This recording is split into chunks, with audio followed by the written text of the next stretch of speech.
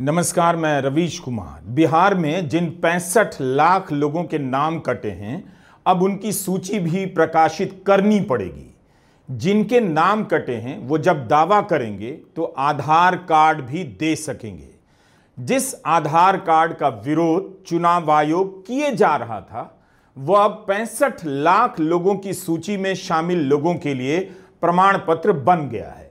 इससे यह साबित हो जाता है कि चुनाव आयोग ने 11 दस्तावेजों की सूची बनाई थी, वो सूची समावेशी नहीं थी। आधार कार्ड को नहीं रखना मतदाता के एक बड़े वर्ग को बाहर करने का आरोप विपक्ष का सही साबित हो जाता है। जिस आधार कार्ड को बाहर रखने पर चुनाव आयोग उतारू था, आज वह भीतर आ गया है। आप देख रहे हैं YouTube channel Ravish Kumar official. Court ने बिहार एसआईआर के मामले में अंतिम फैसला नहीं दिया है, लेकिन आज के ये दो बड़े आदेश आयोग की बड़ी हार हैं। बिहार में विपक्ष की इस मुद्दे पर बहुत बड़ी जीत है। चुनाव आयोग 65 लाख लोगों की सूची प्रकाशित करने से इनकार कर रहा था। सुप्रीम कोर्ट ने आयोग से कहा है 65 लाख लोगों को बताना होगा कि उनका नाम क्यों काटा गया।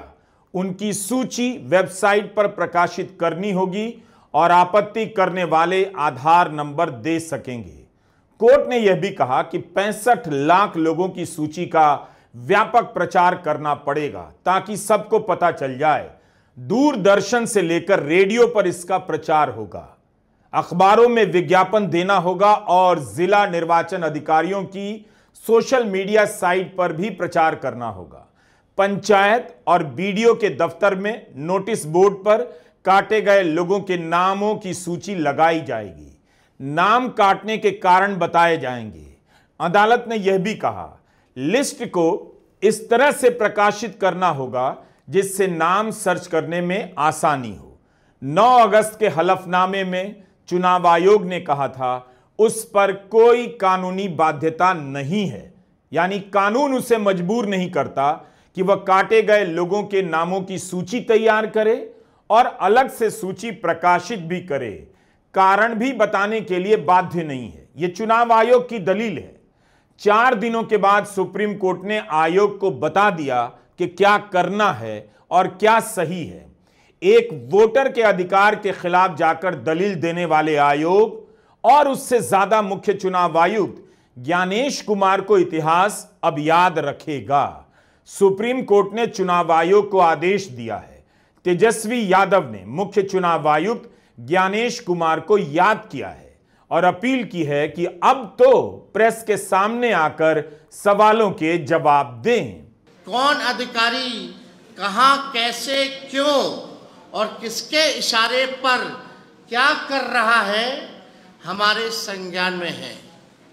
हमारी पार्टी लाठी की ही नहीं, अब लैपटॉप डेटा, एआई और डेटा माइनिंग, डेटा एनालिसिस पर भी बेहतर तरीके से काम करती है।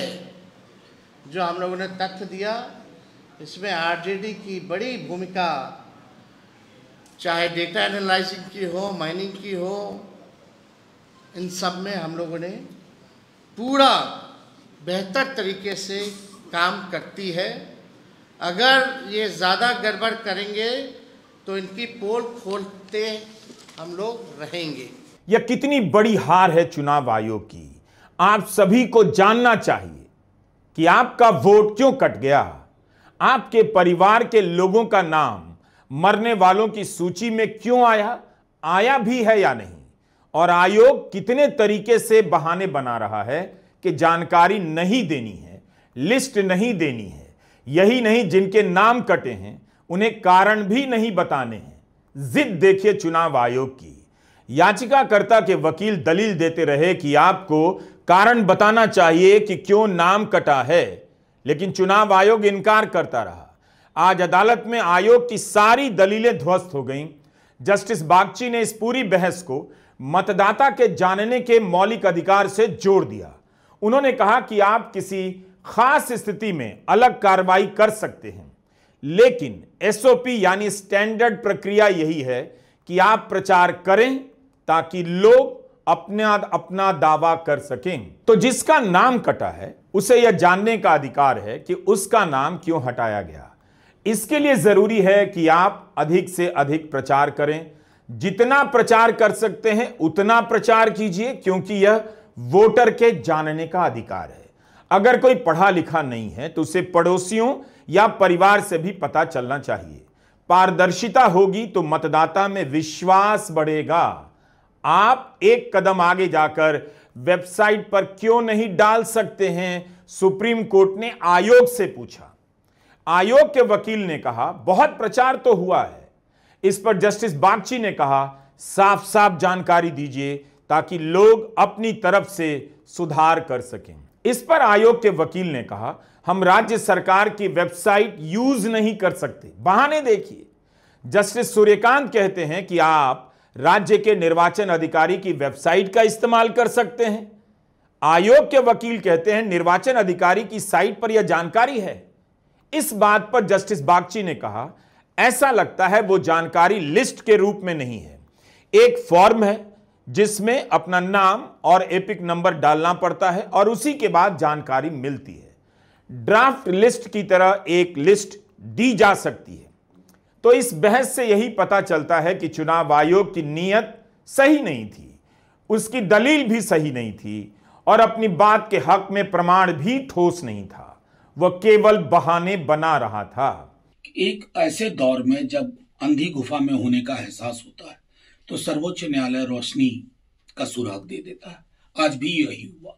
कई दफा पहले भी 2 दफे दिशा निर्देश दिए चुनाव आयोग को, हर धर्मिता में वो माने नहीं आधार कार्ड को लेकर के। आज उसको स्पेसिफिकली मेंशन कर दिया गया है और वर्गीकृत डेटा जहां हर जगह उपलब्ध कराना होगा, वेबसाइट पे पंचायत भवन तक। मैं समझता हूं कि जिस वर्गीकृत डेटा में लोगों को पता होगा कि अगर मेरा नाम इंक्लूडेड नहीं है तो कारण क्या है। डेथ का डेटा अलग, डुप्लीकेशन का डेटा अलग, शिफ्टेड का डेटा अलग, ये तमाम चीजें। और मैं समझता हूं आज का दिन फिर से इस पुस्तक के नाम इसने सरोकारों की रक्षा कर ली। भारतीय संविधान में जो मताधिकार, जो सबसे खूबसूरत अधिकार है, उस पर काले बादल मंडरा रहे थे, आज वो छटे हैं। मैं समझता हूं कि एक नजीर भी पेश हुई। कांग्रेस महासचिव जयराम रमेश ने कहा कि भारतीय गणराज्य को प्रधानमंत्री मोदी और ढोल पीटने वालों की साजिशों से बचाने की एक लंबी लड़ाई है। लेकिन बिहार में एसआईआर मामले में सुप्रीम कोर्ट का आज का फैसला उम्मीद की एक किरण है। यह पहला बड़ा कदम है।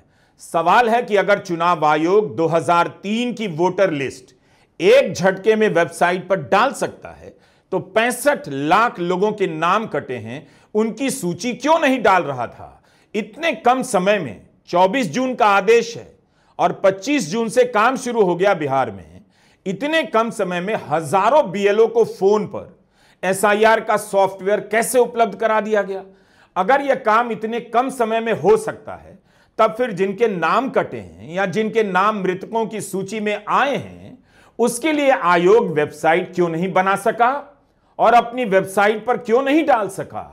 जस्टिस सूर्यकांत ने कहा कि हर नागरिक को जानने का अपना अधिकार है जो उसे संविधान से मिला है। उन्होंने आयोग से पूछा कि आप बताइए आपने क्या व्यवस्था बनाई है। तब आयोग ने कहा कि बूथों की संख्या बढ़ा दी है, बीएलओ का फोन नंबर सार्वजनिक कर दिया है, अधिकारी और वॉलंटियर घर घर जाकर बता रहे हैं। सोचने वाली बात है, एक बीएलओ का फोन बचता ही रह जाएगा, उसे और भी काम करने हैं, वह अभी भी दस्तावेज जमा कर रहा है। कायदे से आयोग को खुद से लिस्ट प्रकाशित कर देनी चाहिए थी ताकि जो सर्च कर सकते थे वो अपने स्तर पर सर्च कर लेते, उन्हें बीएलओ के चक्कर नहीं लगाने पड़ते। कोर्ट ने कहा 65 लाख लोगों के नाम कटे हैं और इनमें से 22 लाख मृत हैं। लोगों को कैसे पता चलेगा कि इसके लिए क्या व्यवस्था है। परिवार को पता चलना चाहिए कि उनके सदस्य का नाम जिंदा लोगों की सूची में है या मृतकों की। जस्टिस सूर्यकांत जानना चाहते थे कि मृतक लोगों के नाम क्यों नहीं बताए जा रहे हैं, ब्लॉक और सब डिविजनल लेवल पर क्यों नहीं बताया जा सकता है, वेबसाइट पर इनके नाम क्यों नहीं डाले जा सकते हैं। जस्टिस सूर्यकांत ने कहा कि एक नैरेटिव है कि परिवार वालों को ही नहीं पता कि उनके रिश्तेदार को डिलीट करके लिस्ट में मृत घोषित कर दिया गया है। अगर आप लिस्ट सार्वजनिक कर देंगे तो यह नैरेटिव खत्म हो जाएगा। तब आयोग ने कहा कि राजनीतिक एजेंट को इस काम में जोड़ा गया है। इस पर कोर्ट ने कहा, राजनीतिक दलों के एजेंट से क्यों उम्मीद की जाती है कि वो वोटर को जाकर बताएगा उसका नाम काट दिया गया है। यहां हम बता देना चाहते हैं, राजनीतिक एजेंटों की एक सूची मीडिया रिपोर्ट में छपी थी। इस सूची के अनुसार भारतीय जनता पार्टी और जनता दल यूनाइटेड के राजनीतिक एजेंटों की संख्या विपक्ष के दलों की तुलना में कहीं ज्यादा है। तो इस अंतर का असर भी वोटर के जानने के अधिकार पर पड़ सकता है। कोर्ट का यह सवाल कि राजनीतिक एजेंट के पास क्यों दौड़ना पड़े, सैद्धांतिक रूप से भी सही था और व्यवहारिक रूप से भी। वोट का अधिकार सुरक्षित करने का काम किसका है? चुनाव आयोग का। तो उसकी दोनों दलीलें आज ध्वस्त हो गई। वोटर लिस्ट का ड्राफ्ट वेबसाइट पर इस तरह से नहीं डाला गया कि लोग आसानी से सर्च कर लें, उसका अध्ययन कर सकें, और 65 लाख लोगों के नाम कटे हैं, उनकी सूची नहीं दे रहा था। जस्टिस सूर्यकांत ने कहा, लिस्ट को इसी रूप में प्रकाशित करना होगा कि कोई भी अपना नाम सर्च कर सके। हम आपको दिखाते हैं, यह 2003 की वोटर लिस्ट है। आप जिला, प्रखंड, बूथ स्तर का नाम डालें, आपको एक सूची मिल जाएगी। वो सूची बूथ स्तर के कारण संक्षिप्त होगी। कुछ वोटर के नाम आएंगे और आप आसानी से चेक कर सकते हैं कि आपके बूथ पर कोई वोटर फर्जी है या नहीं, किसी का नाम कटा है या नहीं। अगर 2003 की लिस्ट में यह सुविधा दी जा सकती है तो 65 लाख लोगों के नामों की सूची में क्यों नहीं दी जा सकती? ड्राफ्ट सूची में क्यों नहीं दी जा सकती, ताकि लोग झट से अपना नाम डालें और सर्च कर लें? वकील प्रशांत भूषण ने 13 अगस्त को क्या कहा था? यही कि अगर वेबसाइट पर लिस्ट डाली जा सकती है और सर्च किया जा सकता है तो चुनाव आयोग क्यों नहीं कर रहा है? इसे बूथ के हिसाब से राजनीतिक एजेंट बीएलए को क्यों दिया जा रहा है? इसी से पता चलता है आयोग की नीयत सही नहीं। प्रशांत भूषण ने कहा, चुनाव आयोग ड्राफ्ट लिस्ट की ऐसी कॉपी डाल रहा है जिससे कोई सर्च नहीं कर सकता। 65 लाख लोगों की नामों की सूची नहीं डाल रहा। तो आयोग इतना विरोध क्यों कर रहा था? क्या इसलिए ताकि विपक्षी दल और एडीआर जैसे संस्थान उस लिस्ट की समीक्षा ना कर सकें और गड़बड़ियों को सामने ना ला सकें? आयोग के वकील ने सुनवाई के दौरान अदालत में कह दिया कि दिल्ली में बैठकर एडीआर डेटा की माइनिंग करना चाहता है, यानी उसका विश्लेषण करना चाहता है। तो यह बात है, कोई गड़बड़ी ना पकड़ ले, आप इस पर लोहे का दरवाजा लगाना चाहते हैं, तो यह बात है, अब जनता समझ गई। मगर जस्टिस सूर्यकांत ने साफ साफ आयोग से कह दिया, लिस्ट इस तरह से प्रकाशित की जाए जिससे कोई भी आसानी से ढूंढ सके। वकील वृंदा ग्रोवर ने मांग की कि लिस्ट सर्च करने वाली हो। इस पर जस्टिस सूर्यकांत ने कहा, सर्चेबल होना ही होगा, इसके लिए आयोग के पास 3 दिन का समय है। तो डेडलाइन अब आयोग को मिली है, 3 दिनों के भीतर प्रकाशित करनी है सर्चेबल लिस्ट। एडीआर की तरफ से प्रशांत भूषण ने नियमों का हवाला देते हुए कहा, जिसका नाम कटेगा उसे कारण बताना होगा और जवाब देने का मौका भी मिलना चाहिए। प्रशांत भूषण ने एक पुराने केस का हवाला दिया। 1995 में 1,67,000 लोगों को नाम काटने का नोटिस जारी हुआ, लेकिन तब कोर्ट ने कहा था आपको कारण बताना होगा कि क्यों इन पर संदेह है और इनका नाम हटाया जा रहा है। मगर अब चुनाव आयोग इसी जिद पर अड़ा है कि 65 लाख लोगों के नाम काट रहे हैं, लेकिन कारण नहीं बताएंगे। यानी 8 करोड़ वोटर का कागज देखने चले इस आयोग को सुप्रीम कोर्ट ने आज अपने आदेश का कागज दिखा दिया कि अब पहले आप कागज दिखाइए, कारण बताइए, तब वोटर आपको कागज दिखाएगा और दावा करेगा। इसे कहते हैं बाजी का पलट जाना। और इससे पता चलता है यह आयोग एक वोटर के अधिकार की रक्षा नहीं कर रहा है, उसकी नीयत में खोट है। प्रशांत भूषण ने कहा, आयोग आधार और एपिक कार्ड क्यों नहीं स्वीकार कर रहा, क्यों जल्दबाजी कर रहा है? इसी से साबित होता है उसकी नीयत में खोट है, मनमानी कर रहा है। अब आते हैं एक अहम सवाल पर। प्रशांत भूषण और योगेंद्र यादव दोनों एक अलग कैटेगरी की बात कर रहे हैं। यह कैटेगरी है नॉन रिकमेंडेड की। जैसे आप यह फॉर्म देख रहे हैं, बीएलओ मतदाता के फॉर्म का फोटो खींचकर अपने फोन से अपलोड करता है तो नीले रंग की दो पट्टियां आ जाती हैं, रिकमेंडेड और नॉन रिकमेंडेड। अगर गलती से भी नॉन रिकमेंडेड की पट्टी दब गई तो किसी वोटर का नाम कटने की स्थिति में आ सकता है। अगर जानबूझकर दबा दिया गया तो लाखों वोटर को इस रास्ते से बाहर किया जा सकता है। उनका नाम या तो फाइनल लिस्ट में आने से रह जाएगा या फिर उन तक नोटिस पहुंच पाया तो इतना कम समय मिलेगा कि वे मुश्किल से अपना दावा कर पाएंगे। योगेंद्र यादव ने बिहार के 2 जिले का आंकड़ा दिया कि वहां 10 और 12% से अधिक वोटर के नाम नॉन रिकमेंडेड की सूची में डाले गए हैं। प्रशांत भूषण ने कहा, अगर एक विधानसभा में 30,000 वोटर भी नॉन रिकमेंडेड की सूची में आ गए तो इतनी बड़ी संख्या को 20 दिनों के भीतर नोटिस भेजना होगा, अपील का मौका देना होगा, जो संभव नहीं। हमने योगेंद्र यादव से कहा कि विस्तार से हमारे दर्शकों को बताइए नॉन रिकमेंडेड के जरिए क्या खेल हो सकता है। लेकिन जब ड्राफ्ट इलेक्टोरल रोल आया तब कुछ जिलों की सूची इंटरनेट पे आनी शुरू हुई। कुछ स्रोत से मुझे दरभंगा की टेबल मिली। अब देखिए, पूरे दरभंगा जिले का मामला है। दरभंगा जिले में शुरुआत में 30 लाख वोटर थे जब एसआईआर शुरू हुआ। उससे पहले एसआईआर के दौरान जिले में कुल 28 लाख फॉर्म मिले। अब ये 28 लाख से लोग सोच रहे हैं कि हाँ भाई हमारा नाम तो आ गया है, जो बाकी 2 लाख हैं उनका कटा है, हम 28 लाख का तो नाम आ गया है क्योंक't अब हम 7 करोड़ 24 लाख मतदाताओं में से हैं। लेकिन यही खेल है, उन 28 लाख में से 2,94,000 लोगों के सामने बीएलओ ने लिख दिया है नॉट रिकमेंडेड। हमने सोचा ऐसे दरभंगा का मामला है क्या। फिर कैमूर जिले की एक लिस्ट मिली, सरकारी तरीके से नहीं, लिस्ट मिली। इतनी डिटेल्ड लिस्ट है, बूथ बाय बूथ ये लिस्ट है, जो बताती है कि एग्जैक्टली कितने लोगों को नॉट रिकमेंडेड किया गया। अब कैमूर में 11 लाख लोगों का नाम लिस्ट पर आया है 1 अगस्त वाली लिस्ट में, और उसमें से 1,40,000 लोगों का नाम नॉट रिकमेंडेड में है। मतलब दरभंगा में 10.6%, कैमूर में 12.6%। बाकी जिलों की सूचना क्या है? चुनाव आयोग से मांगी, जवाब नहीं दिया। सीईओ से जाके पत्रकारों ने पूछा, उन्होंने जवाब देने से इनकार कर दिया। हमने सुप्रीम कोर्ट में पिटीशन डाली, कहा कि कृपया चुनाव आयोग से कहिए कि वो इसका जवाब दे कि क्या ये नॉट रिकमेंडेड बाय बीएलओ नामक कैटेगरी है कि नहीं है।